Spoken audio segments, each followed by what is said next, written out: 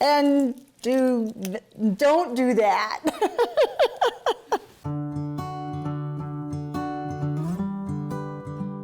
Hi guys, I'm Madalaine here at Lakeside Table.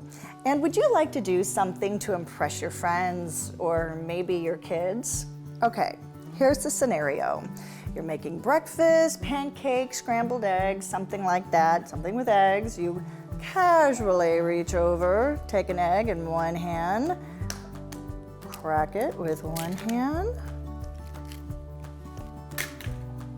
Okay, all right, you wanna do that? All right, this is how. Okay, so the first rule, the first little trick is, this is subtle. You gotta keep it subtle because you don't wanna draw a whole lot of attention to yourself at first, because if you end up making a mess, you will just look silly. I mean, silly's okay, because I mean, it's all about having fun in the kitchen, right?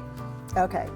The second trick is the setup. Make sure that you are one hand cracking into a separate bowl, just in case you don't want shells in whatever you're making. No one will know that you're doing this as a safeguard. You'll just look cool because you're using an egg bowl, and egg bowls are cool. All right, the third trick is your technique. You want to have the right hand technique. Place the egg in your hand so that the base is towards the bottom of your hand and your forefinger and middle finger are on either side of the peak.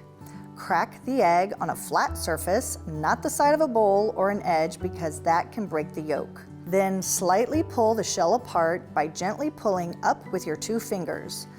Drop the egg into your very cool egg bowl and make sure that there aren't any shell pieces in there with the egg. Ready for the big finish? Just toss it in the sink, get a little layer under it, and there you go. That is your one-handed egg cracking technique. All right, so the key to all of this is just have fun and practice, practice, practice. And after you master the one-handed cracking technique, then you might either want to speed it up, or you can try the two-handed simultaneous egg crack.